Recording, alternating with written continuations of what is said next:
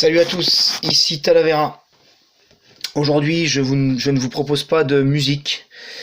Je suis en plein boulot et puis je sais pas, j'ai pas le cœur à faire de la musique en ce moment. J'ai l'impression que je suis en période d'incubation.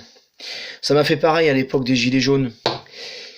Il y a beaucoup d'actualités et puis pourtant, bon, et ben voilà, il me faut une période d'incubation. Là, donc je pense que je suis en incubation.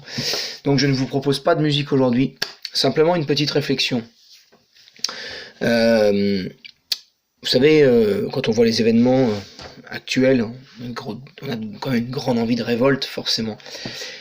Et moi, j'ai des potes qui me disent « Ouais, mais quand même, t'es pas très cohérent, tu critiques le système, mais on t'a pas vu aller manifester. » C'est vrai.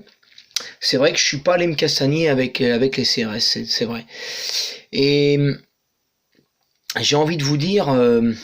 chez moi, il y a un instinct de survie, certainement, quelque chose comme ça, qui fait que, par exemple, moi je boxe en loisir, quoi, hein, et s'il y a un professionnel qui vient avec nous, je vais pas faire un combat avec ce professionnel, ça n'a aucun intérêt. Il va me défoncer, point à la ligne. Donc je veux bien monter sur le ring pour qu'il m'apprenne des choses voilà, mais je veux pas faire un combat avec lui, ça n'a aucun sens. Pourquoi faire?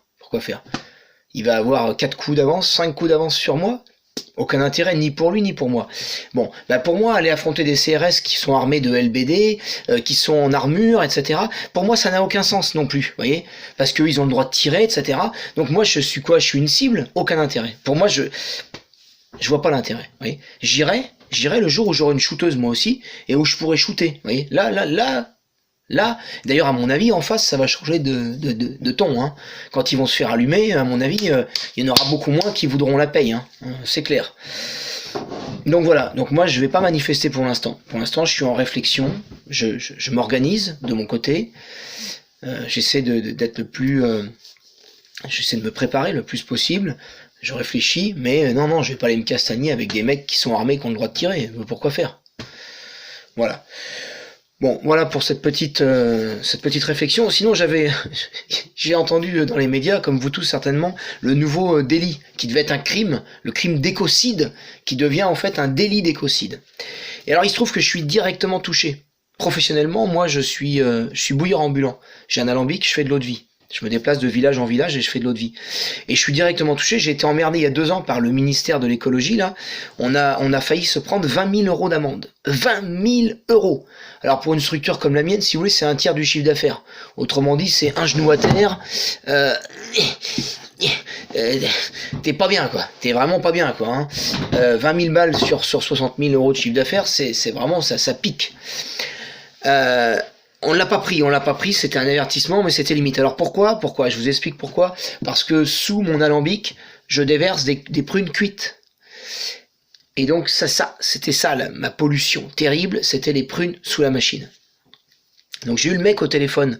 Le mec, c'est un agent un officier de police judiciaire, mais spécialisé dans les écocides, hein, voilà, spécialisé dans l'écologie. Et donc le mec, je l'ai eu au téléphone, je lui dis donc je pollue sous mon alambic, c'est ça, avec les poires cuites. Il me dit ouais, tout à fait. Et je lui dis vous foutez pas de ma gueule? Bon alors là le mec, vous allez changer de ton tout de suite monsieur, parce que je suis officier de police judiciaire, vous comprenez? Et si ça continue, ça va pas être un avertissement, ça va être directement la prune de 20 000 euros. Alors là évidemment t'as pas le choix, tu te mets à genoux, excusez-moi Seigneur, pardon, t'as pas le choix, t'es obligé. Alors, j'ai dit bon d'accord, ok. Bon, enfin bon, je me suis pas non plus répandu, mais voilà, j'ai changé de ton. Hein. Voilà, donc voilà ce qui nous est arrivé il y a 2 ans.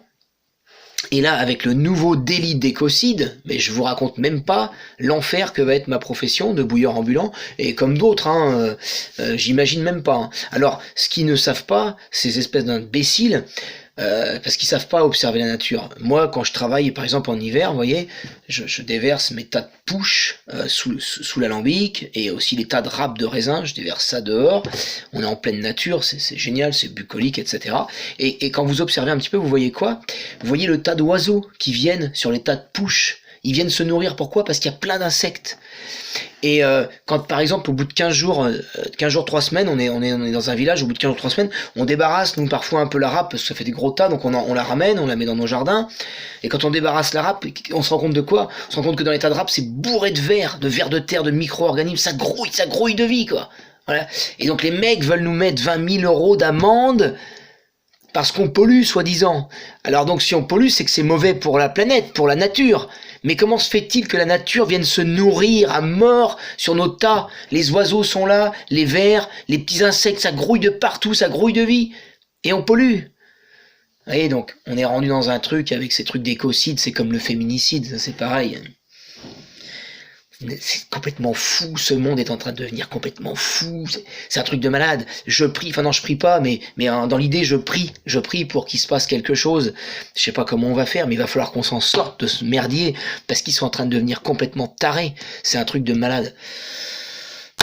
Bon, donc, prions et réfléchissons, faut s'organiser pour arriver à mettre un terme à cette folie de couillonavirus et de toutes ces conneries, c'est n'importe quoi. J'arrive à m'engueuler avec ma propre mère, car c'est couilles là, parce que je sais pas quoi, elle c'est une personne à risque, enfin. Ça devient dingue. Bon, allez, je vous souhaite à tous, je sais pas quoi, on se revoit bientôt, mon album numéro 2 est en mastering. Donc il devrait être bientôt, j'allais dire dans les bacs, bon c'est bacs virtuels maintenant, mais donc bientôt chez Contre-Culture. Voilà, allez, salut à tous.